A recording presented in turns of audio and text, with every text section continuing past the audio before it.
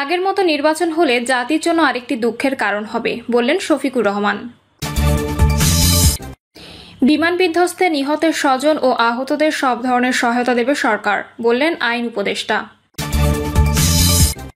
PR পদ্ধতিতে নির্বাচন বাংলাদেশের মতো ভঙ্গুর গণতান্ত্রিক দেশের সম্ভব না। এবং সর্বশেষ জানাবো, ভিক্ষা লাগলে ভিক্ষা নিয়ে চাঁদাবাজি ছাইড়া দে স্লোগান শিবিরের। শুনছিলেন সংবাদ শিরোনাম, এবারে বিস্তারিত। আগের মতো নির্বাচন হলে জাতির জন্য আরেকটি দুঃখের কারণ হবে, বললেন শফিকুর রহমান। জামায়াতে ইসলামীর আমির ডক্টর শফিকুর রহমান বলেছেন, আগামী জাতীয় নির্বাচন মানুষের প্রত্যাশার নির্বাচন। তিনটি নির্বাচনে মানুষ পছন্দ অনুযায়ী ভোট দিতে পারেনি। আমরা আশা করি আগামী বছরের প্রথমার্ধে এই নির্বাচন অনুষ্ঠিত হবে এবং হওয়া উচিত। এর মধ্যে আমরা এটাও বলেছি, যদি প্রয়োজনীয় বা বেসিক সংস্কার করা হয় না হয় এবং যদি আগের মতো নির্বাচন হয়, তাহলে এই নির্বাচন জাতির জন্য আরেকটি দুঃখ এবং বেদনার কারণ হবে। শফিকুর রহমান বলেন, আমরা জানি এ সময় বিচার কার্য শেষ করা সম্ভব নয়, কিন্তু এই বিচারের সময় সরকার এবং বিচার বিভাগের আন্তরিকতাটা দেখতে চাই। আমরা দৃশ্যমান কিছু দেখতে চাই, 2-4টা হলেও শীর্ষ অপরাধীর শাস্তি দেখতে চাই। এরপর এই ধারা অব্যাহত থাকবে। পরে যারা দেশের শাসন ক্ষমতায় আসবেন সেই বিচার কার্যটা চালিয়ে যাবেন। যদি কেউ ধানাই পানাই করে, মনে রাখবেন যুবকেরা রাস্তা চিনে ফেলেছে। ভবিষ্যতে আপনি করেন আর আমি করি, ধানাই পানাই করলে আপনাকে বা আমাকে ছাড় দেবে না।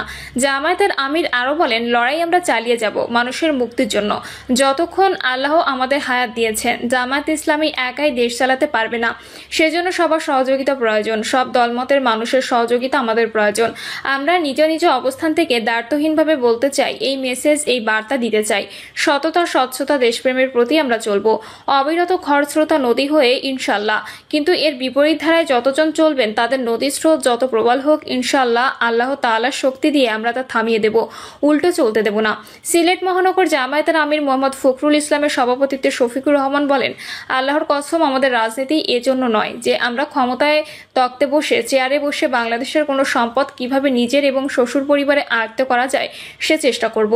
এই রাজনীতি আমরা করব না ইনশাল্লাহ। আমি আমার কর্মীদের সাফ জানিয়ে দিয়েছি, আগামী রাজনীতিতে জামায়াত ইসলামীর দায়িত্ব হবে নিজের বাবার সম্পত্তি এবং নিজের সম্পত্তি থেকে জনগণের জন্য খরচ করা।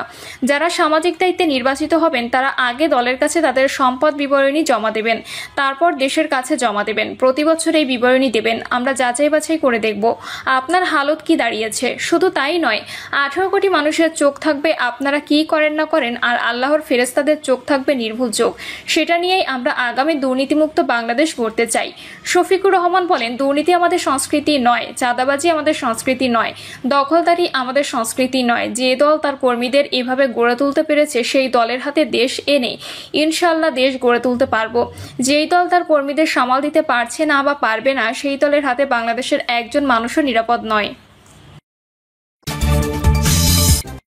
ভিক্ষা লাগলে ভিক্ষা নিয়ে চাঁদাবাজি ছাইড়া দে স্লোগান শিবিরের। চাঁদাবাজি, সন্ত্রাস, নৈরাজ্য, শিক্ষার্থীদের ওপর হামলার প্রতিবাদে বিক্ষোভ মিছিলের আয়োজন করে চট্টগ্রাম মহানগর উত্তর শাখা ছাত্র শিবির। বিক্ষোভ মিছিল থেকে তারা ভিক্ষা লাগলে ভিক্ষা নিয়ে চাঁদাবাজি ছাইড়া দিয়ে সহ নানান স্লোগান দেন। চট্টগ্রামের কাপাসগোলা জামে মসজিদ প্রাঙ্গণ থেকে বিক্ষোভ মিছিল শুরু হয়। এরপর নগরের বিভিন্ন সড়ক প্রদক্ষিণ করে অলিখা মসজিদের সামনে সংক্ষিপ্ত বক্তব্যের মধ্য দিয়ে শেষ হয়। চট্টগ্রাম মহানগর উত্তর সেক্রেটারি মুমিনুল হক মুমিনের সঞ্চালনায় সমাবেশে বক্তব্য রাখেন ছাত্র শিবির চট্টগ্রাম মহানগর উত্তর সভাপতি তানজির হোসেন জুয়েল ও চট্টগ্রাম মহানগর দক্ষিণ সভাপতি ইব্রাহিম হোসেন রনি।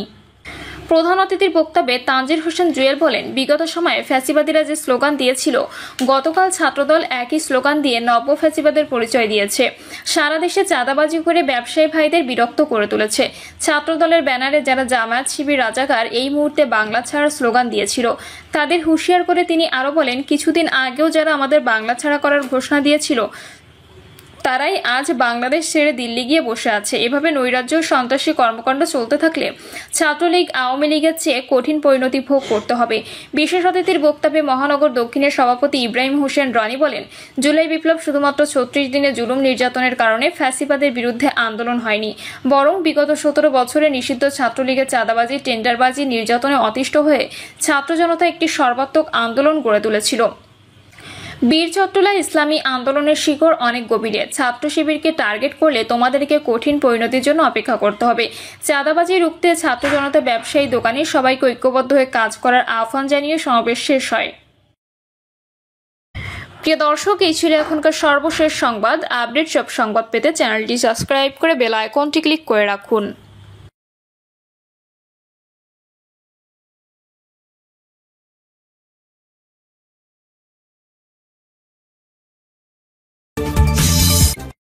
বিমান বিধ্বস্তে নিহতের স্বজন ও আহতদের সব ধরনের সহায়তা দেবে সরকার, বললেন আইন উপদেষ্টা। অন্তর্বর্তী সরকারের আইন উপদেষ্টা আসিফ নজরুল বলেছেন, মাইলস্টোন কলেজে বিমান বিধ্বস্তের ঘটনায় নিহতের পরিবার এবং আহতদের সব ধরনের সহায়তা দেবে সরকার। এছাড়া নিহতদের স্মরণে আগামীকাল সব ধর্মীয় প্রতিষ্ঠানে দোয়া ও প্রার্থনার আয়োজন করা হয়েছে। আসিফ নজরুল বলেন, বিমান দুর্ঘটনায় নিহতদের উপযুক্ত রাষ্ট্রীয় সম্মান দেওয়া হবে। তিনি আরও বলেন, আগের সন্দেহের অবকাশে 54 ধারায় গ্রেপ্তার করা হতো, কিন্তু এ বিষয়ে নতুন CRPC আইন করা হয়েছে, যাতে অনলাইন বেল বন্ড সাবমিশন করা যাবে। উপদেষ্টা বলেন, এছাড়া যে পুলিশ গ্রেপ্তার করবে তার আইডেন্টিটি থাকতে হবে। গ্রেপ্তারের ক্ষেত্রে কোনো অভিযোগে আর কোনো আইনে গ্রেপ্তার করা হচ্ছে সেটাও পুরোপুরি লেখা থাকতে হবে।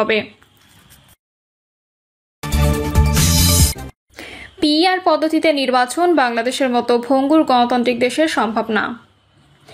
নিরাপত্তা বিশ্লেষক ও জনতার দলের chairman brigadier general Shamim Kamal বলেছেন, PR পদ্ধতিতে নির্বাচন বাংলাদেশের মতো ভঙ্গুর গণতান্ত্রিক দেশের সম্ভব না। এটি সভ্য গণতান্ত্রিক দেশে শুধু সম্ভব। আমাদের দেশের প্রচলিত পদ্ধতি হলো পাস্ট দ্য পোস্ট সিস্টেম। জনতার দল মনে করে দেশের চলমান সদস্যদের জন্য বর্তমান নির্বাচন পদ্ধতি ভালো, তবে দ্বিকক্ষ বিশিষ্ট সংসদ হলে PR পদ্ধতিতে নির্বাচন ভালো। এটি হলে উচ্চকক্ষে প্রত্যেক দলের প্রতিনিধি থাকবে। ব্রিগেডিয়ার জেনারেল শামীম কামাল বলেন, জুলাই বিপ্লব নিয়ে মানুষের গভীর আকাঙ্ক্ষা ব্যর্থতায় পর্যবসিত হয়েছে। সংস্কার, বিচার ও নির্বাচনের এজেন্ডা নিয়ে সরকার যে ঘোষণা দিয়েছিল তা সামাল দিতে পারছে না। সংস্কার বলতে দেখতে পাচ্ছি খুব ছোটখাটো বিষয় ছাড়া জাতীয় ঐক্যমত্য কমিশনে বড় বড় রাজনৈতিক দলের মধ্যে কোনো মতৈক্য পাওয়া যাচ্ছে না। আমরা মনে করি কমিশন সংস্কার নিয়ে বেশি দূর আগাতে পারবে না। অপরদিকে বিচার একটি লম্বা প্রক্রিয়া, অল্প সময়ের মধ্যে তা শেষ করা সম্ভব না, কিন্তু কিছু টোকেন হিসেবে বিচারকরা গেলে যথেষ্ট। সরকারকে এখন নির্বাচনে সর্বোচ্চ গুরুত্ব দিতে হবে। জনগণ অতিষ্ঠ ষড়যন্ত্র থেকে মুক্তি চায়। আপাতত নির্বাচন দিয়ে ছেড়ে দেওয়া কেলেবাচি পর্যায়ে যেতে পারলে সেটি হবে সরকারের সর্বোত্তম পন্থা। মামলা নিয়ে তিনি বলেন, অভ্যুত্থানের মামলার টার্গেট হচ্ছে রাজনৈতিক দলের ব্যক্তিরা না, টার্গেট হচ্ছে টাকাওয়ালা লোক। একটা মামলায় আসামি 70 থেকে 80 জন, সাথে আরও 200 জনকে যুক্ত করা হচ্ছে। চাঁদাবাজরা যাদের কাছে টাকা আছে তাদের নামে মামলা দিচ্ছে। আমার পরিচিত একজন মিথ্যা মামলায় জামিন নিয়ে হজ করতে গিয়েছিলেন, হজ থেকে ফিরে এসে দেখেন তার নামে আবারও মামলা হয়েছে। একটি দল চাচ্ছে না বর্তমানে কেউ মাথা তুলে দাঁড়াক। তিনি আরও বলেন, শিক্ষিত, সৎ, দেশপ্রেমিক, চরিত্রবান মানুষেরা আমাদের দলের প্রার্থী হবেন। কোনো ধরনের চোর, ডাকাত, অর্থ পাচারকারী, মামলাবাজ, চাঁদাবাজদের জায়গা আমাদের দলে হবে না। বর্তমানে অনেকে আমাদের দলে আসতে ইচ্ছা পোষণ করছেন, কিন্তু মামলার ভয়ে তারা প্রকাশ্যে আসতে পারছেন না। রংপুর বিভাগে 12 থেকে 15 জন শক্তিশালী প্রার্থী রয়েছেন, তারা কেউই